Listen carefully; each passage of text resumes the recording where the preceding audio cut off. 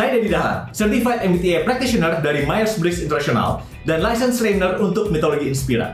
Dan ini adalah pertanyaan kamu tentang MBTI.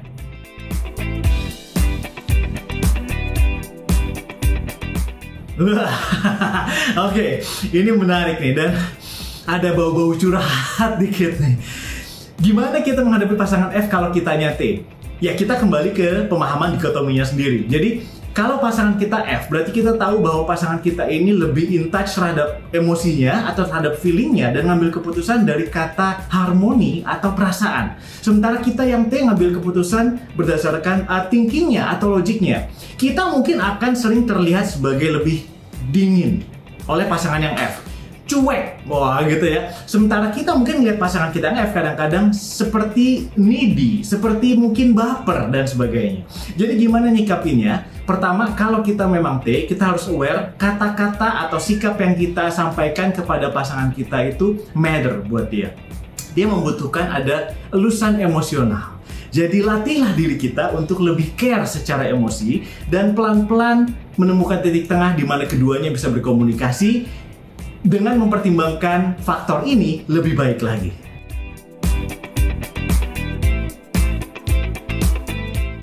Dalam sehari-hari kita tuh nggak lepas dari yang namanya interaksi sama orang lain. Baik itu pasangan, rekan kerja, atau bahkan atasan atau bawahan. Guna kita tahu MBTI kita dan mereka adalah untuk melihat gap interaksinya. Kalau kita tahu atasan kita misalnya adalah introvert, kita tahu berarti cara kerja dia menyampaikan informasi seperti apa. Kita tahu pasangan kita adalah judging, kita tahu berarti kalau dia bikin appointment, dia pasti on time. Kalau kita tahu pasangan kita adalah sensing, kita tahu kalau dia mau cerita soal teman lamanya yang udah lama nggak ketemu di mall misalnya, dia akan cerita panjang lebar. Jadi dengan mengetahui perbedaan atau tipe MBTI kita masing-masing, kita menjadi aware fungsi dasar atau fungsi natural yang nyaman buat diri kita dan pasangan kita. Jadi kita bisa ketika berinteraksi memahami perbedaan ini. Ketika orang ngomong dengan detail, dia mungkin sensing dan saya intuition, saya akan memahami bahwa yes, dia membutuhkan kedetailan itu, sementara saya mungkin merasa tidak sabar. Tapi setiap orang punya caranya sendiri.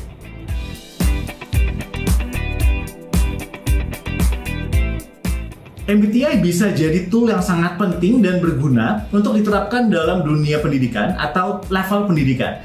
Karena dengan MBTI kita bisa tahu bagaimana seseorang itu, setiap pelajar, siswa, mahasiswa, murid belajar dengan cara yang berbeda-beda. Karena kita semua nggak belajar dengan cara yang sama loh.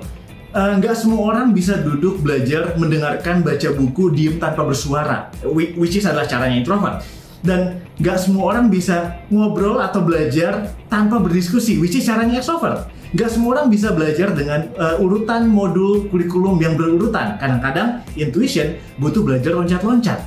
Seorang judging belajar dengan cara mengikuti rencana, sementara seorang perceiving belajar dengan mengalami.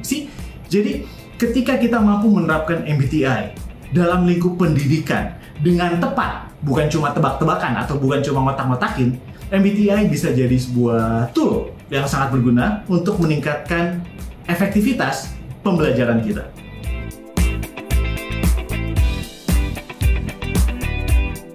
Ada banget. Justru ini adalah salah satu hal yang nggak boleh dilakukan ketika kita memakai MBTI.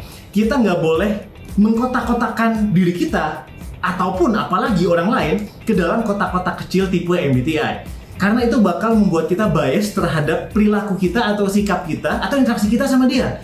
Jadi kita tidak memakai MBTI untuk ngejudge orang. Kita nggak memakai MBTI untuk memenjarakan orang dalam klasifikasi. Ya, lu tipenya itu, kasihan banget deh lu. Nah, kayak gitu-gitu kita nggak ada di MBTI. Jadi jangan mengkategorikan orang lain hanya berdasarkan tipenya dia. Manusia itu kompleks. MBTI sendiri melihat manusia sebagai sosok yang kompleks dan banyak elemen yang terlibat dalam interaksi manusia atau dalam kehidupan dia.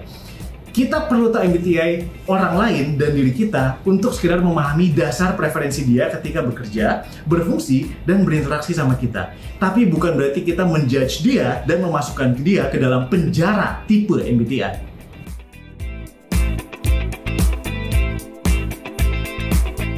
Umumnya dipercaya atau menurut teorinya adalah bahwa seseorang itu akan lebih efektif atau efisien dalam mengambil tes MBTI lebih akurat itu sekitar usia di atas 14 atau 15 tahun. Bahkan lebih baik idealnya itu sekitar mungkin 17 tahunan. Karena pada usia ini dianggap mereka udah lebih ngerti makna dari setiap kata dalam soal-soal MBTI, dan mereka sudah melalui tahap pencarian jati diri secara subconscious. Jadi mereka udah menentukan secara alam bawah sadar mereka suka cara kerja yang seperti apa. Dan karena itu mereka udah bisa lebih akurat hasilnya ketika mereka menjawab pertanyaan-pertanyaan yang ada di tes.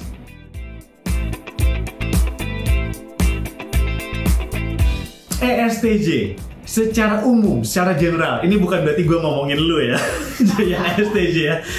Jadi ketika ngomongin soal ESTJ, itu kita harus lihat kembali ke traits dasarnya dia. Extrovert, sensing, thinking, dan judging. Dia suka ngomong, suka aktif, suka jadi pusat perhatian. Dia sangat detail, sekuensial, dia memiliki rencana sendiri, urutan sendiri. Dia sangat belak-belakan, to the point, dan dia punya plan yang dia pengen diikuti. Kadang-kadang STJ akan terkesan sangat ngatur gitu. STJ akan terkesan sangat mendominasi. STJ jadinya karena traitsnya seakan-akan berusaha untuk mengambil alih semua kerjaan karena dia yang paling efektif, dia paling efisien. Kesannya akan seperti itu.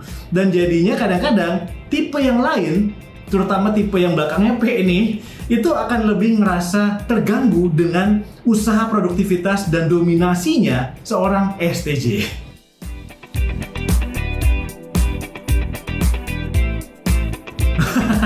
Ini ketahuan nih, yang nulis pertanyaannya adalah ET kemungkinan. Karena kalau dibilang baperan berarti kita ngomongin soal emosional, soal in touch dengan perasaan, dan biasanya itu kita bicara soal orang-orang F.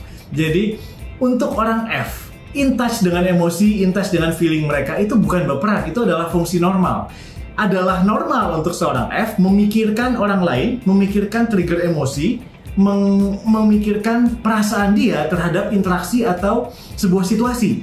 Jadi buat seorang F itu bukan baper, itu dia memakai fungsi normalnya. Tapi buat seorang T itu mungkin terlihat baper, itu mungkin terlihat gampang ngambek, gampang marah, gampang sedih, dan lain sebagainya. Itu sudut pandang T. Jadi yang mungkin menurut seorang T adalah baper adalah tipe yang didominasi biasanya F. Sementara F akan melihat P sebaliknya, bukan baper, tapi tidak berperi kemanusiaan.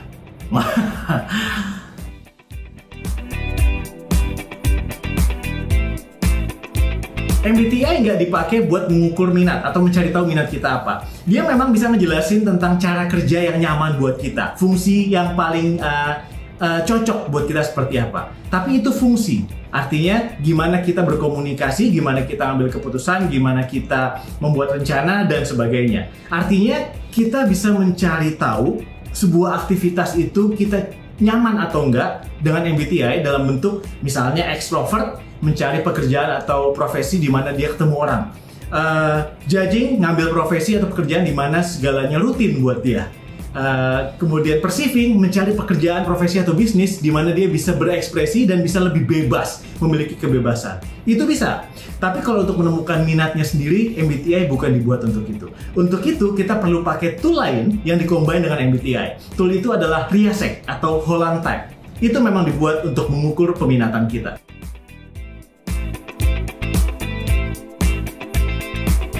Kagak ada. Jadi kalau kita ngomongin soal kesetiaan dalam pasangan, kesetiaan dalam suami istri, pacaran atau apapun, sejauh ini belum ada riset yang membuktikan mana tipe paling setia, walaupun secara teorinya mungkin disebutnya adalah nggak ada juga. Karena kesetiaan itu ngomongnya ke karakter kita, ngomongnya ke bagaimana kita memiliki karakter yang loyal atau enggak, dan berhubungan dengan seringkali cinta kita pada orang lain dan pada bagaimana kita mengejar atau visi kita tentang dunia, apa yang kita kejar dalam hidup di dunia ini. ENFP, ESTJ, ISTP, INFP, semua tipe ke-16 tipe bisa jadi pasangan loyal selama mereka sayang sama pasangannya dan tahu apa yang mereka kejar di dunia dan mampu menahan diri. Gak ada hubungannya sama MBTI.